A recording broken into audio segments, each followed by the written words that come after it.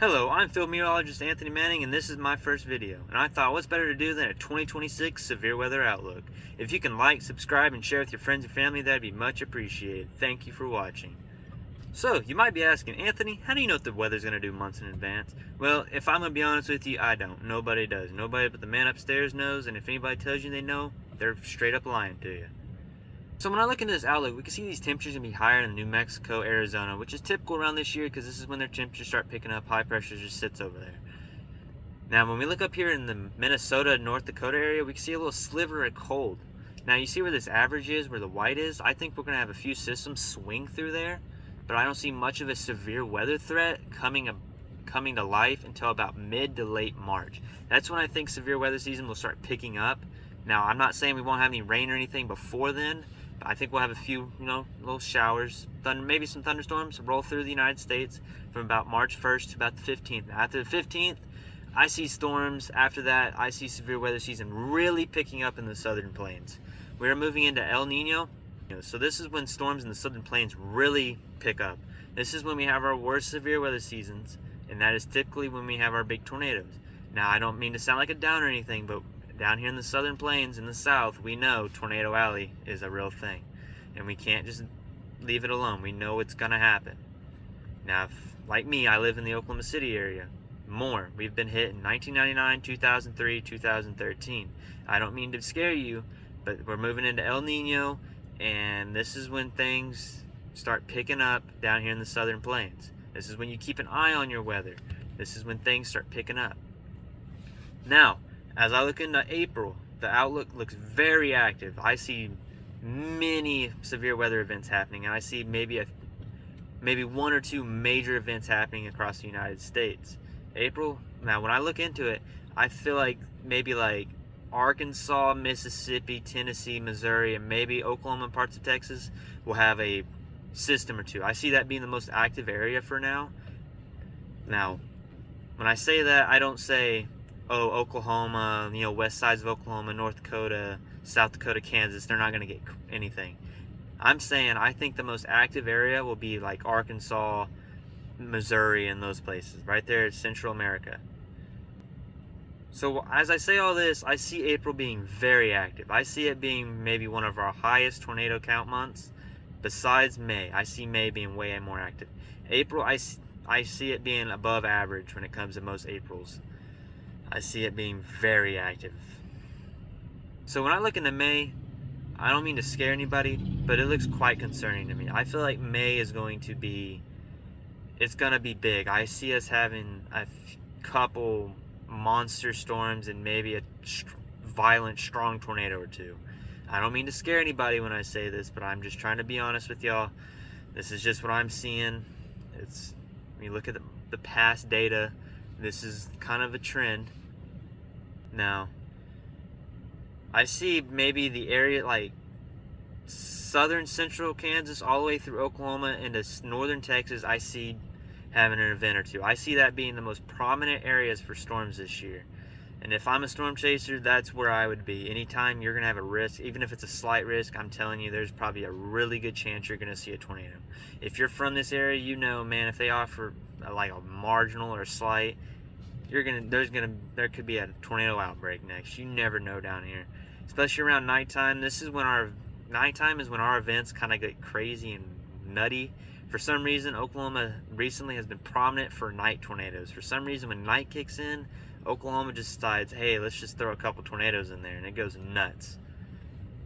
So for y'all, I drew up a few where I think storms will be more prominent, where I think the area to be or to watch would be. So as I was saying, as I look into March, I see it not being entirely active until about mid to late March. That's where I can see storms starting to pick up. So as I drew this, I had southern, central, northern, all the way into central Oklahoma being the hot spot, and western sides of Louisiana and Arkansas. That's where I see maybe a few systems coming through, sparking up some thunderstorms, a few severe storms there too. Could see a couple tornadoes happening. I have the lower risk going from like Kansas, Missouri, all the way down to like Mississippi, Alabama, Georgia, Florida, being a lower risk. I don't see very many systems causing severe weather there just due to the poor dew points. As I look into models, dew points seem to be poor down here. But as I look in like central Texas, northern Texas, like Oklahoma. The dews seem to be a little better. 60s will be around the 60s. Temperatures also look good. Now it just really depends on what kind of lap rates we can get, and if we can get some energy in here, some Cape values. That's all that would cause. I don't see March being a terrible month. I see it being a little below average. I think it'll make people think, oh, severe weather, it's not going to be bad this year.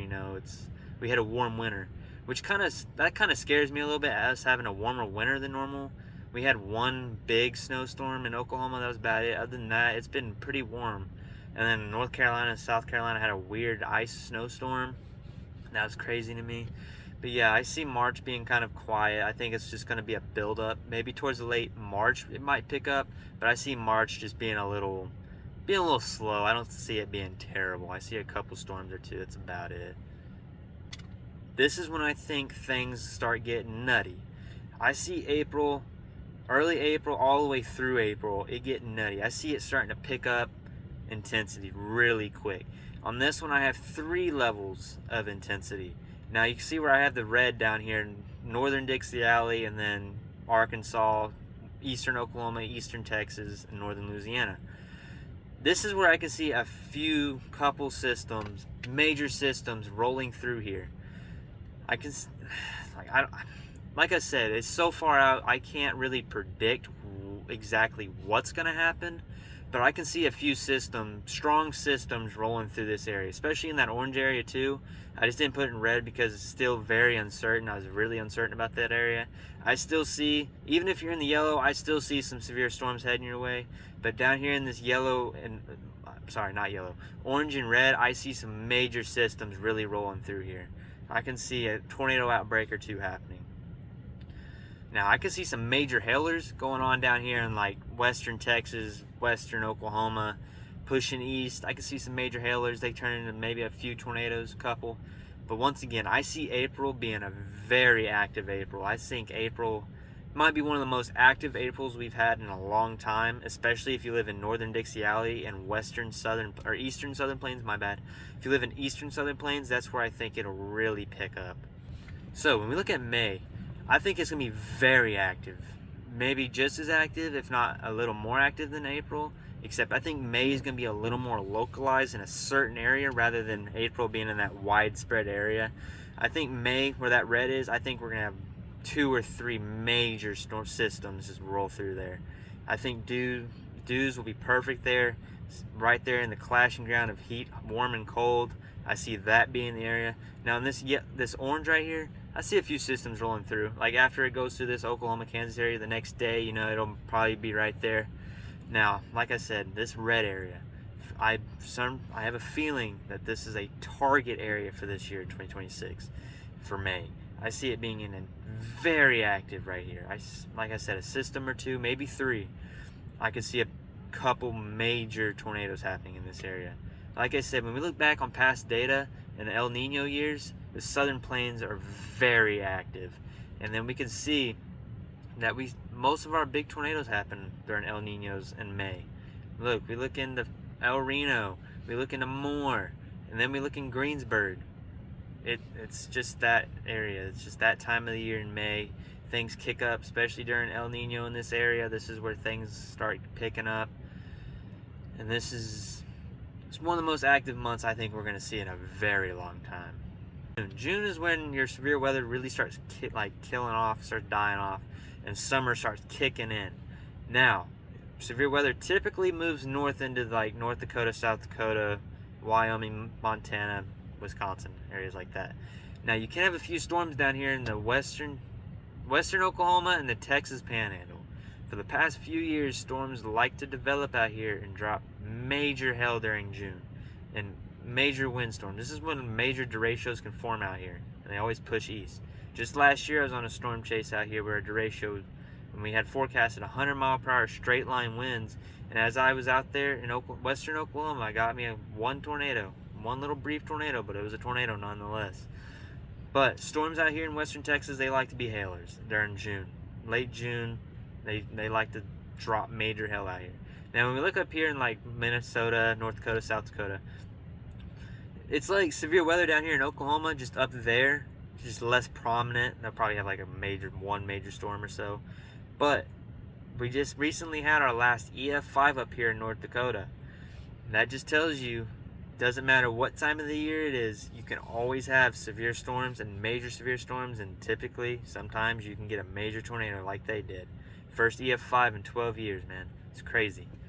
As we look into the 2025 season, we can see it was a pretty active year. We had 2 high SPC outlooks risks, and they both checked out. But we can see the difference between La Nina and El Nino. Last year we were in a La Nina. We had more severe weather out in the west, especially out in Dixie Alley. La Nina, during those seasons, we have more severe weather out west. So that's why everybody keeps saying, oh, Tornado Alley's shifting. It's really not. It's just a pattern. We switch between El Nina and La Nina. La Nina, you have more severe weather out west, Dixie Alley and everywhere. We're moving into an El Nino. This is when you have your severe weather out in the southern plains, the true Tornado Alley. We have been in El Nino so much that everybody thinks, oh, this is Tornado Alley and it's shifting. No, we're actually going back to El Nino. This is when your severe weather kicks back into the southern plains. I can see this year being pretty active in the southern plains. During El Nino, we've had 2013 El Reno, 2013 more, 2003 more, 1999 more. Tornadoes love more. But yeah, even Kansas, Greenberg's had a big tornado.